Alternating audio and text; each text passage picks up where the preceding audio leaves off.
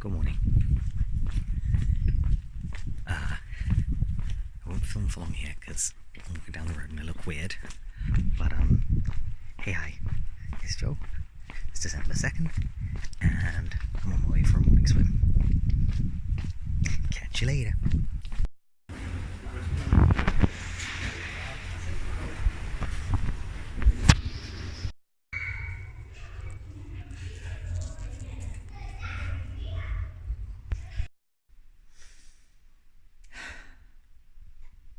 I have something quite comical to share with you all. So, for literally months, since like July, I've been working on making a shoe rack because there's a little space underneath the coats here where, where's the coats? You see this space here? A little spot which would just be perfect for a load of shoes to go. At the moment, they all sit in this giant basket. No, I'm filming. In this giant basket, which is, you know, not ideal because you can't find your shoes and they're all falling out, etc. And they don't all fit in there anyway. So I was like, I know, I will make a bespoke shoe rack to fit this exact space. So I went to like a kind of house clearance scrapyardy type junk shop place around the corner, and I searched for like, I'm gonna say maybe over an hour. I mean, this place is like really cool, but like, yeah, incredibly hard to find your way around. Like, I don't know if you have these outside of the UK, but it'll be a place where like they help clear out houses. You pay them to come and clear out your house when, like, I don't know, someone's died or if you're selling or whatever, and then they get to then take the stuff that you don't want and sell it. So it can be anything from, I don't know, old crockery to like your skirting boards or whatever, depending on how clear the house needed to be, what's happening to it. Anyway, so you can find some like really incredible like antique stuff in there, and then also just like loads and loads of junk. And I knew approximately how much wood I needed, and I knew roughly the sort of wood I wanted, but like it was really hard to get enough of the same wood, to make the shoe rack that I want to make.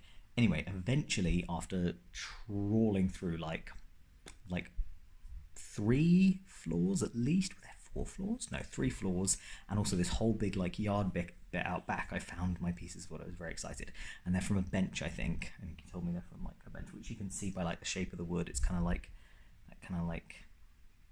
anyway. Well, I can show you. In fact, I'll show you one of the little lengths that I've got here. That's not a very good example. This guy.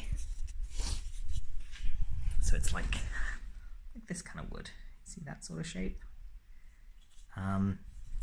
And yeah, it's lovely wood. It's really nice and solid, and it's a nice color, I think. But anyway, it had lots and lots of they were covered in like paint and like paint residue and stuff. I think he had basically kind of started stripping them but not finished stripping them, so they had kind of like bits of old paint. You can see a little bit here because I left a bit of it on deliberately because I thought it looked kind of nice. I don't know if that's going to focus. I'm really sorry, I'm still getting used to this new phone. I have no idea what I'm doing, but anyway, some places I left a little bit of it on because I thought it looked cool, but anyway, so yes, drew up all my plans, did all my measuring, and I've been like, it's been a long task. So first I had to scrape all the paint off of each of the 8 lengths. I think each length was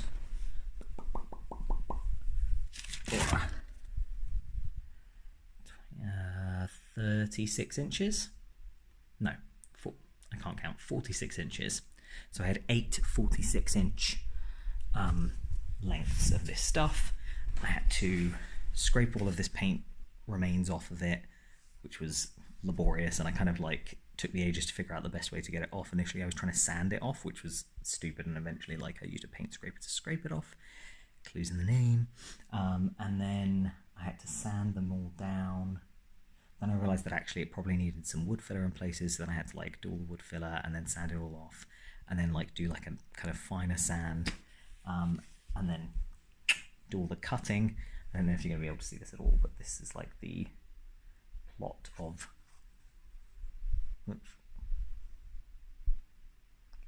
of what I needed, like what size I needed for each part of the rack. So I knew where to cut and stuff.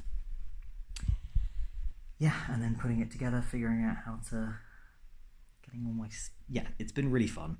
And tonight I was like, you know what, I finished. Oh my god, I can't believe it. Like 4 or 5 months later, I was like, oh my god, I can't believe it. I finished the shoe rack. I'm so excited. I brought it into the living room to show Jess. I'll show it to you. It does look, I think, quite magnificent. I'm very pleased with myself. Here is the shoe rack. So if I just give you a tour, the idea is, again, apologies for the camera situation. The idea is that you've got 2.5 shelves, so that the big bit over here, this tall bit, you can put like wellies and really tall boots in. Here you can put regular shoes, here you can put regular shoes, here you can put regular shoes. Although these 2 shelves are also big enough to hold like boots, average kind of boots. And then I also left a little space at the bottom where you can put like, you can slip kind of small shoes and slippers under there. It's big enough to fit your average like flip-flops, espadrilles, slippers, etc. So yeah, very, very pleased with myself. And then I took it out to the hallway for the glorious moment. You know what I'm going to say, don't you? The glorious moment of putting it into its little home. And it's 2 inches too big. Thankfully, it's not too dramatic, because all I'm going to need to do is trim the kind of main shelves. So I'll need to trim like here, here, and then the same on the bottom, like here and here, and then just put it back together. But I just found it so comical, this like hilarious anticlimax of months and months of work. Ta-da! It doesn't fit, but I am still really happy with it. Hello, Mr. Shoe Rack. I'll also, just while I'm here, I'll show you my swag from the flea market. So the flea market is obviously my main place that I go to get my tools to restore. So, oh, handle fell off.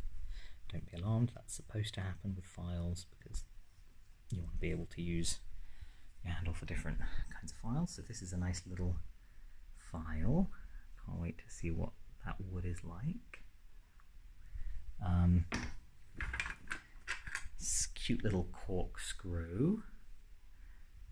Again, like, yes, obviously I'll need like serious de-rusting and then sanding the handle. This thing's really cool. I had to ask the guy what this was because I had no idea. Can you guess what it is? I'm not going to tell you. I'll tell you in tomorrow's video, but you have to guess. Look at that. It's very sharp.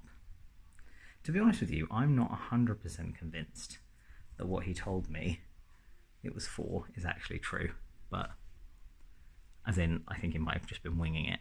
But it did sort of make sense, but yeah. This is this cute little thing. I just liked it, so I bought it. Just a nice bit of wood that I could make another file handle out of. I have all these files. I have pretty much no cause for a file ever. Really cute little screwdriver that I just thought was cute. Obviously I'm not going to restore that. Another lovely tiny file. Cute. And then this is the one that Jess laughed at me the most for, but I just really like it. It's like a plastering, I don't even know what you would call this, a plastering plate. I have no idea. But I just fell in love with this lovely big chunky wooden handle. It's so lovely. And yeah, it's gonna enjoy some de-rustifying. And then the last thing, oh no, there's 2 more things, sorry. There's this tiny needle file, which is really exciting. People do that thing of putting their hand up, don't they, to get it to focus. Does that work? No, it's a lie. But yeah, super cute. You might be wondering why I'm not using my other camera, the camera on the other side of the phone. It's because when I tried to piece together the videos from yesterday, it for some reason QuickTime wouldn't smush the videos from the front and the back together. When I tried to add the ones from the front, it like... Anyway, so I'm just trying to take all from this direction. Well, this is a bit of a shame because I've already started restoring this, but anyway, this is a hammer that I got. This was, I can maybe add a picture or something. This was completely covered in rust. I've taken the rust off of most of the head, and then obviously I will sand down the handle. Someone's put an absolutely hideous varnish on it. But yeah. So yes, that's it's been a nice Sunday. I'm a little bit knackered from all of my like frantically thinking, right, this is it, this is the last stretch, I'm gonna get this done. So that's kind of comical, but anyway. Alright. Happy Sunday. I hope you guys all had a great Sunday, and I'll catch you tomorrow. Stay cool, thanks for watching, bye.